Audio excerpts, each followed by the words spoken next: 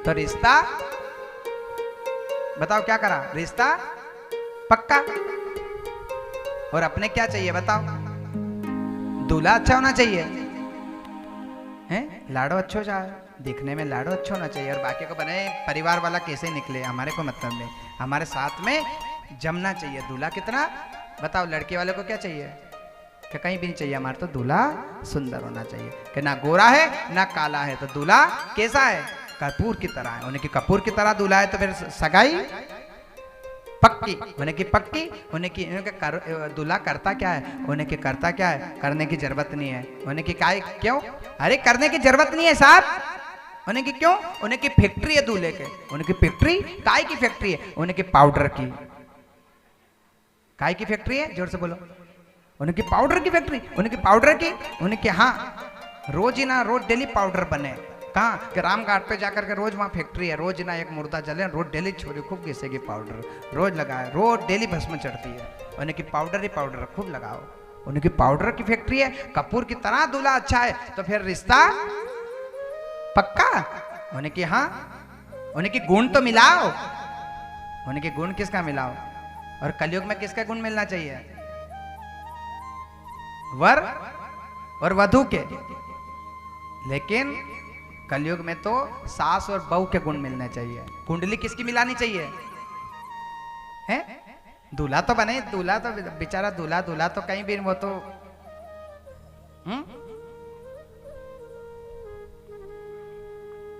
इधर अब पहले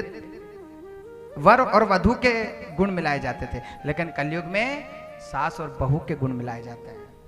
बहू 2 दिन की आए इतने में घर तोड़वा करके और बेचारी सासू को तो वहां डाल दे, सब कुछ उन्हें की गुण मिला, उन्हें की क्या गुण मिलाने की जरूरत ही नहीं है, क्यों, क्योंकि ना माँ है ना बाप, वो सिर्फ अनाथ है, सासू का टेंशन ही नहीं है, ना ससुरा का टेंशन ना सासू का टेंशन, वो मेहमान का तो टेंशन ही नहीं है, क्यों, क्योंकि वो कहाँ रहता है, वो कैलाश, जहां जिंदा व्यक्ति तो जाएगा ही नहीं, वहां सिर्फ कैलाश, जहां लाश है वहां मेहमान को टेंशन ही नहीं छोड़ी के, उन्हें कर दे सगाई, उन्हें की कर दो सगाई। और जैसे रिश्ते की बात की और बाबा नारद जी बाबा भोलेनाथ के यहाँ पहुंच गए हैं, उन्हें कि प्रभु रिश्ते की बात करके आ गए, उन्हें कि कहाँ पे, कि माता मीना के यहाँ पार्वती के यहाँ, उन्हें कि कब का रिश्ता निकला, कब से सगाई की, कितनी तारीख को है सगाई, कितनी तारीख को है, उन्हें कि 23 तारीख को, उन्हें कि 23 तारीख को नहीं है, उन्हें कि फिर उन्हें कि दूल्हा रिसा जाएगा भैया, रात भर नींद नहीं आएगी इनको, उनको न कर कहाँ तपस्या करने चल जाएगा, पूजा पाठ करने चल जाएगा, इसलिए कब, उन्हें कि 23 तारीख कैंसिल करो, उन्हें कि कब, उन्हें आज, उन्हें कि आज कब, उन्हें कि थोड़ी देर बाद नहीं अभी, उन्हें कि तुम तो करो दूल्हे की तैयारी। तो इतने में तो बाबा भोलेनाथ को देवताओं ने स्नान करवाया, चंदन लगाया, तिलक लगाया और घोड़े पे बिठा दिया, और घोड़े से कही कि चलें, और जैसे ही चलने लगे तो राक्षस भूत प्रेत सामने आ गए, उन्हें कि क्यों, आज मेरे यार की शादी है, राक्षसों ने क्या कहा, आज मेरे यार की शादी है, और दूल्हा ऐसे सजे, किसने कहा ऐसे सजे, अच्छा हमारे यहाँ शादी हो नहीं तो ध्यान रखना, बने दूल्हे को हमारे हिसाब के कपड़े पहनाए, लेकिन उनके जो दोस्त तो रहा है वो करते हैं कि नहीं, नहीं ऐसा सजा कहें, वो हम लेके आए वहां से, ऐसे टाई लगाए ना, इधर खींचे ना उधर खींचे ना, ऐसी पगड़ी बांधे, उन्हें कि आज हमारे यार की शादी है, हम हमारे हिसाब से सजाएंगे। देवताओं ने कहा कि भैया राक्षसों के कौन मुंह लगे सजने, तो अब राक्षसों ने कि अब राक्षसों में तो दिमाग नहीं, उन्हें कि क्या करें, अरे दूल्हे को निलाओ, तो दूल्हे को निलाया, और जैसे ही निलाया उन्हें कि कपड़े तो पहनाओ, कैसे ले चलोगे, उन्हें कि कहाँ है कपड़े, उन्हें कि दर्जी के यहाँ देखते हैं सिलाई के नहीं सिले, तो उन्हें कि कहाँ दर्जी के यहाँ जाओ, तो एक व्यक्ति गया और हिरन को मारा और मृग की छाल लेकर के बाबा भोलेनाथ को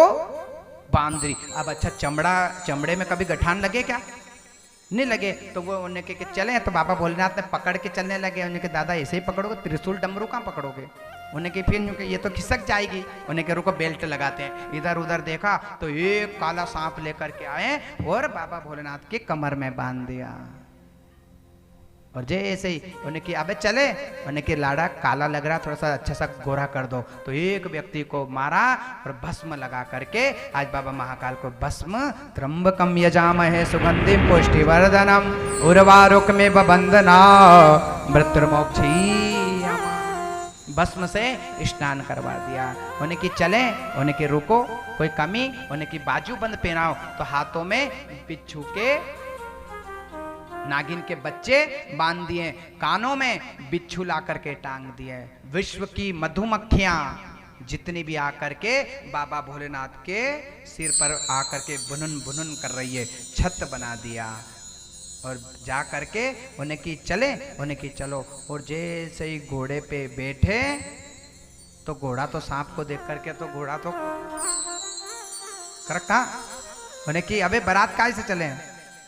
तो उन्हें की अबे तो कोई साधन ही नहीं है। उन्हें की काय से चलो, उन्हें के रुको रुको रुको क्या। तो वहां पे साक्षात नंदी भगवान प्रकट हो गए। बोलिए नंदी भगवान की आओ प्रभु मेरे कंधे पर बैठ जाओ। और जैसे कंधे पे बैठे तो आज मेरे बाबा भोलेनाथ पहली बार उल्टे बैठ गए, पूंछ को पकड़ के बैठ गए। कैसे पकड़ के बैठ गए, कैसे बैठे? ओ काकी जोर से बताओ। पूंछ को पकड़ के बैठ गए। उन्हें कि दादा मैं मुंह कर, भोलेनाथ से की लोगों ने ए मैं मुंह करना। तो भोलेनाथ के कि क्यों, आगे बैंड वाले हैं तो मैं बारात क्या बात करते क्या क्या बाजा वाले से बात करूंगा हैं? दोस्त तो मेरे पीछे हैं, मित्रों से मैं बात करता करता जाऊंगा। तो आज पहली बार उल्टे बैठ गए, हाथ पैर जोड़े और सीधे बैठा है। उन्हें कि चले, उन्हें कि चलो। तो जैसे ही एक बाजे वाला पुंगी वाला आ गया है। अब बाजा बजा तो पुंगी बजाए क्या नहीं, तो दो पुंगी वाले आ गए। और पुंगी वाले ने जैसे नागिन की धुन बजाई